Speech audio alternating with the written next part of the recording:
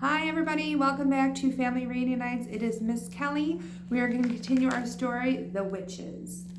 The next chapter is called Summer Holidays. The Easter holidays came and went, and the summer term began at school. My grandmother and I had already planned to take our summer holiday in Norway, and we talked about almost nothing else every evening.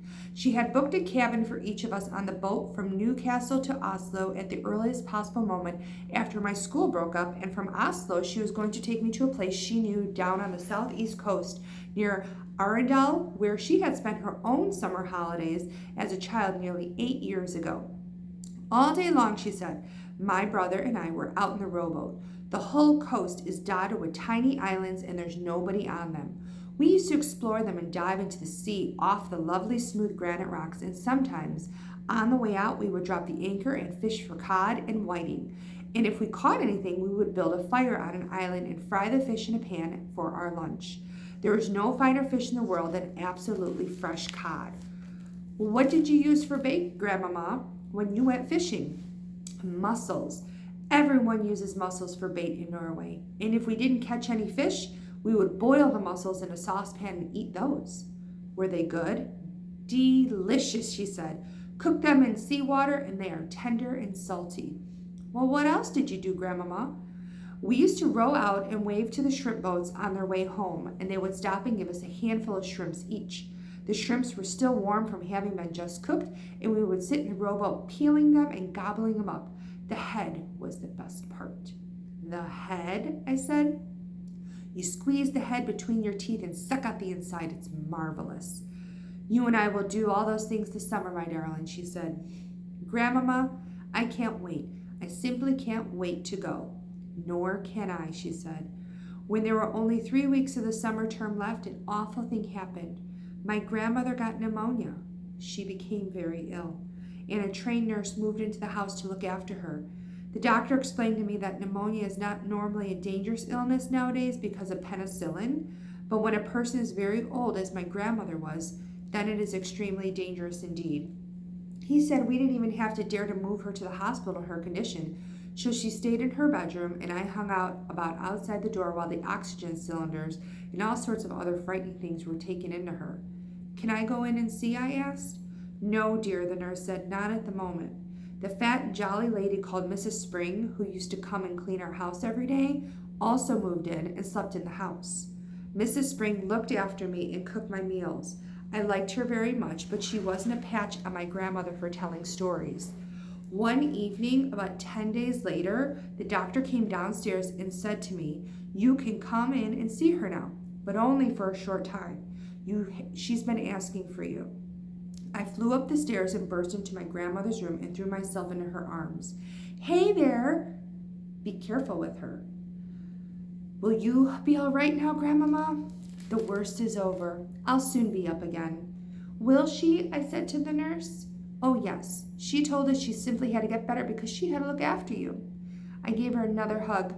They won't let me have a cigar, but you wait till they're gone. She's a tough old bird, said the nurse. We'll have her up in another week. The nurse was right. Within a week, my grandmother was thumping around the house with her gold-topped cane and interfering with Mrs. Spring's cooking. I thank you for all your help, Mrs. Spring, but you can go home now. Oh, no, I can't, Mrs. Spring said. Doctor told me to see that you take it easy for the next few days. The doctor said more than that. He dropped a bombshell on my grandmother and told me by telling us that on no account were we to risk the injury to Norway this summer. Rubbish! I promised him and we're going to go. It's too far, the doctor said. It would be very dangerous. But I'll tell you what you can do. You can take your grandson to a nice hotel on the south coast of England instead. The sea air is just what you need. Oh, no, I said. Do you want your grandmother to die? The doctor asked. Never, I said. Then don't let her go on a long journey this summer. She's not strong enough. And stop her smoking those vile black cigars. In the end, the doctor had his way about the holiday, but not about the cigars. Rooms were booked for us in a place called the Hotel Magnificent in the famous seaside town of Bournemouth. Bournemouth, my grandmother told me, was full of old people like herself. They retired there by the thousand because the air was so bracing and healthy it kept them, so they believed, alive for a few extra years. Well, does it? I asked. Of course not. But just for once, I think we've got to obey the doctor. Soon after that, my grandmother and I took the train to Bournemouth and settled into the Hotel Magnificent. It was an enormous white building in the seafront, and it looked to me like a pretty boring place to spend a summer holiday in. I had my separate bedroom, but there was a door connecting my room with my grandmother's room so that we could visit each other without going into the corridor. Just before we left for Bournemouth, my grandmother had given me a consolation, a present of 2 white mice in a little cage, and of course I took them with me. They were terrific fun, those mice. I called them William and Mary, and in the hotel I set out right away teaching them how to do tricks. The first trick I taught them was to creep up the sleeve of my jacket and come out of my neck. But then I taught them how to climb up the back of my neck onto the top of my head. I did this by putting cake crumbs in my hair. On the very first morning after arrival, the chambermaid was making my bed when one of the mice poked its head out from under the sheets. The maid let out a shriek that brought a dozen people running to see who was murdered. I was reported to the manager. There followed an unpleasant scene in the manager's office with the manager, my grandmother, and me. The manager, whose name was Mr. Stringer, was a bristly man in a black tailcoat. I cannot permit mice in my hotel, madam, he said to grandmother. How dare you say that when your rotten hotel is full of rats anyway? My grandmother cried. Rats? There are no rats in this hotel. I saw one this morning. It was running down the corridor into the kitchen. That is not true, said Mr. Stringer. You had better get that rat catcher in at once, my grandmother said, before I report you to the public health authorities. I expect there's rats scuttling all over the kitchen floor and stealing the food off the shelves and jumping in and out of the soup. Never, said Mr. Stringer. No wonder my breakfast toast was all nibbled around the edges this morning, my grandmother went on relentlessly. No wonder it had a nasty, ratty taste. If you're not careful, the health people will be ordering the entire hotel to be closed before everyone gets typhoid fever. You are not being serious, madam, said Mr. Stringer. I was never more serious in my life, said grandmother. Are you or are you not going to allow my grandson to keep the white mice in his room? The manager knew he was beaten. May I suggest a compromise, madam? I will permit him to keep them in the room as long as they're never allowed out of the cage. How's that?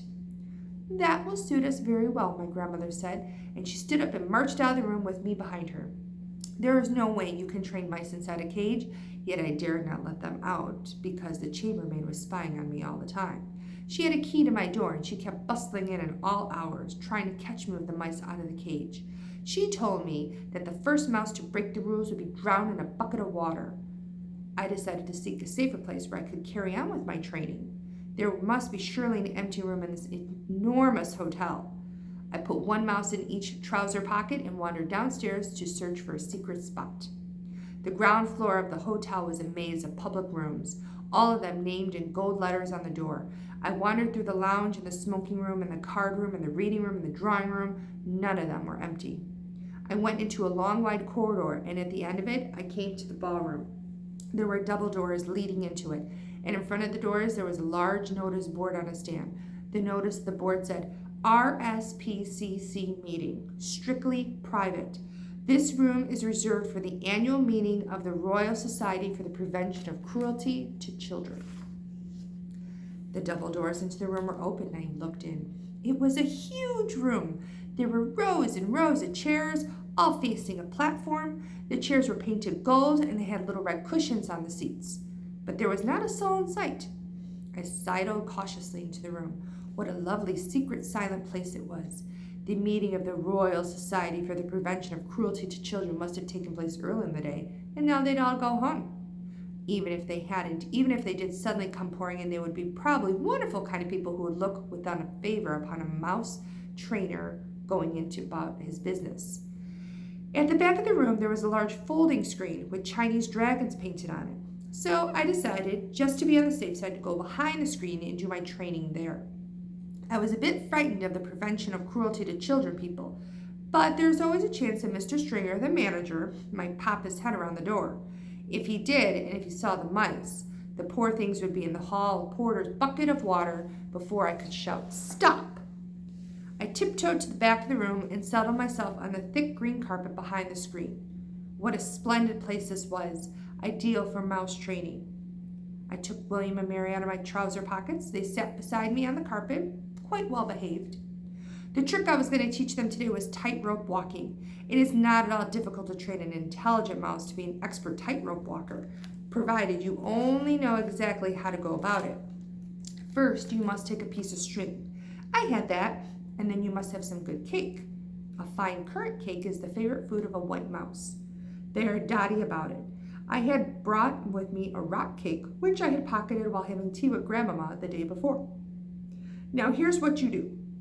You stretch string tight between your two hands, but you start by keeping it very short, about 3 inches. You put the mouse on your right hand and a little piece of cake on your left hand. The mouse is therefore only 3 inches away from the cake. He can see it and he can smell it. His whiskers twitched with excitement. He could almost reach the cake by leaning forward, but not quite. He only had to take 2 steps along the string to reach the tasty morsel. He ventures forward, one paw on the string, then the other, and if the mouse has a good sense of balance, and most of them have, he will get across easily. I started with William. He walked the string without a moment's hesitation. I let him have a quick nibble of the cake, just to whet his appetite. Then I put him back in my right hand. This time I lengthened the string. I made it about 6 inches long. William knew what to do now. With superb balance, he walked step by step along the string until he reached the cake. He was rewarded with another nibble. Quite soon, William was walking a 24-inch tightrope from one hand to the other to reach the cake. It was wonderful to watch him. He was enjoying himself tremendously. I was careful to hold the string near the carpet so that if he did lose his balance, he wouldn't have too far to fall. But he never fell. William was obviously a natural acrobat, a great tightrope walking mouse. Now it was Mary's turn. I put William on the carpet beside me and rewarded him with some extra crumbs. Then I started going through the same routine all over again with Mary. My blinding ambition, you see, my dream of dreams, was to become one day the owner of the White Mouse Circus. I would have a small stage with red curtains in front of it, and when the curtains were drawn apart, the audience would see my world-famous performing mice walking on tightropes, swinging from the trapeze, turning somersaults into air, bouncing on trampolines, and all the rest of it. I would have White Mouse riding on white rats, and the rats would be galloped furiously round and round the stage. I was beginning to picture myself traveling first class all over the globe with my famous White Mouse Circus and performing before all the crowd heads of Europe. I was about halfway through Mary's training when suddenly I heard voices outside the ballroom door. The sound grew louder, and it swelled like a great babble of speech from many throats. I recognized the voice, and it was the awful hotel manager, Mr. Stringer. Help, I thought, but thank heavens for the huge screen. I crouched behind it and peered through the crack between 2 of the folding sections. I could see the entire length and the width of the ballroom without anyone spotting me. Well, ladies, I'm sure you will be quite comfortable in here, Mr. Stringer's voice was saying. And then through the double doors he marched, black tailcoat and all, spreading his arms wide as he ushered in a great flock of ladies. If there's anything we can do for you, do not hesitate and let me know.